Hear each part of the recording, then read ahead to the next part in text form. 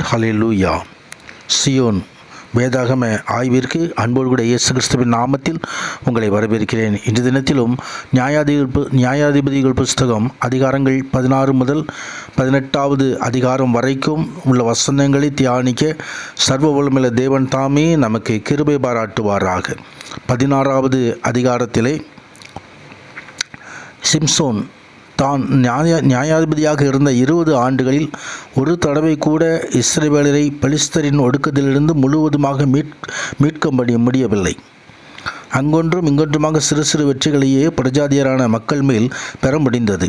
சிம்சோன் தேவனால் அழைக்கப்பட்ட அழைப்பில் உண்மையுள்ளவனாய் இருந்திருந்தால், உண்மையிலேயே அவன் தன்னை தேவனுடைய சித்தத்திற்கு ஒப்புக் கொடுத்திருந்தால், இஸ்ரவேலரை மீட்கவென்று தேவன் தன்னை தேர்ந்தெடுத்தார் என்பதை அவன் உணர்ந்திருந்தால், அவன் மூலமாக தேவன் பெரிய காரியங்களை செய்திருப்பார்.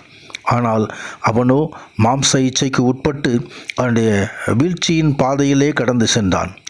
தன்னுடைய பரிசுத்த தேவனுடைய சித்தத்தை நிறைவேற்றி அவரை பிரியப்படுத்துவதை விட தன் சுய மாம்சத்தை இச்சையே திருப்திப்படுத்துவதிலேயே சிம்சோன் குறியாய் இருந்ததை இங்கே பார்க்கிறோம். கானான் தேசத்தில் பிரஜாதியரோடு கலவாமல் தனியாக பிறந்திருக்க வேண்டும் என்பது தேவனுடைய விருப்பமாக இருந்தது, அது கட்டளையாக இருந்தது. ஆனால் சிம்சோன் இந்த தேவனுடைய கட்டளையை புறக்கணித்துவிட்டு புறஜாதியான தலீலாவோடு உறவு கொண்டது சிநேகமாக இருந்தான் என்று வேதவசனத்தில் பார்க்கிறோம். விக்கிரக ஆராதனைக்காரர்களோடு ஒழுக்க நெறியற்றவர்களோடு உறவு கொண்டிருந்தால் ஒரு மனிதனுடைய வாழ்க்கையின் அந்த மனிதனுடைய வாழ்க்கையை சாத்தானுடைய வல்லமைக்கு உட்படுத்தி அவனை ஏமாற்றி இறுதியில் அவன் முழு தோல்வியும் வீழ்ச்சியையும் அடைய செய்யும் என்பதை இங்கே நாம் காண்கிறோம். கர்த்தருடைய பரிசுத்த நாமத்திற்கு மகிமை உண்டாவதாக. ஒருவன் பாவங்களிலும் ஒழுக்க நெறியற்ற நடத்தையிலும் மாம்ச இச்சைகளிலும் நடந்தால் தேவன் அவனோடு தொடர்ந்து நிலைத்திருப்பார் என்று நினைத்து கொண்டிருக்கும் விசுவாசிகளுக்கு சிம்சோன் ஒரு எச்சரிக்கையாய் இருக்கிறார். நியாயாதிபதிகளிடமிருந்து அவனுடைய தொடர்ந்த கீழ்ப்படியாமையின் காரணமாக தேவன் விலகினார் என்பதை இங்கே தெரிந்து கொள்கிறோம். கர்த்தருடைய பரிசுத்த நாமத்திற்கு மகிமை உண்டாவது. தொடர்ந்து சிம்சோனுடைய பரிதாபமான மரணத்தை குறித்தும் இங்கே நாம் காண முடிகிறது. தொடர்ந்து 17வது அதிகாரத்திலே மீகாவின் விக்கிரக காரியங்களை குறித்து எழுதப்பட்டிருக்கிறதை குறித்து பார்க்கிறோம்.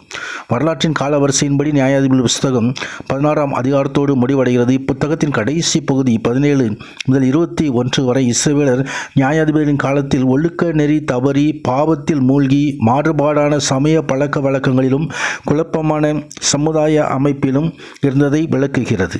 தேவனுடைய வார்த்தைகளும் அவருடைய உறுதியான ஒழுக்க நெறிகளும் புறக்கணிக்கப்பட்டால் தனி நபர்களும் சமுதாயங்களும் முற்றிலுமாக அழிக்கப்படும் என்பதற்கு இது எடுத்துக்காட்டாக இருக்கிறது. அவனவன் தன் பார்வைக்கும்படியே செய்து வந்தான் என்று சொல்லி இங்கே 2 தடவை குறிப்பிடப்பட்டிருக்கிறது.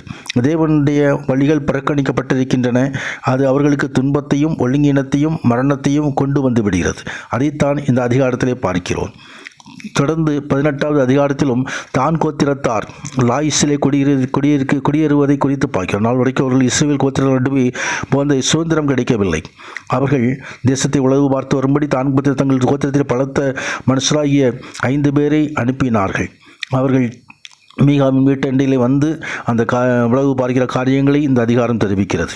மீகாவுடைய விக்கிரக ஆராதனை காரியங்கள், விக்கிரகத்தின் கிரியைகள், அதனால் வருகின்றதான பாதிப்புகள், அவற்றை இங்கு நாம் பார்க்கிறோம். இந்த 18வது அதிகாரத்தில்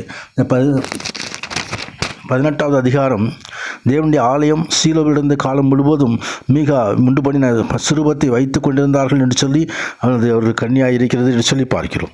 ஆம், தேவன் நமக்கு கொடுத்த கட்டளைகள், அவருடைய வசனங்கள் ஆகியவற்றை நாம் பற்றி கொண்டு தேவ ஆசீர்வாதத்தை சுதந்திரிக்க உன்னதன் உதவி செய்வாராக. ஆமேன், ஆமேன்.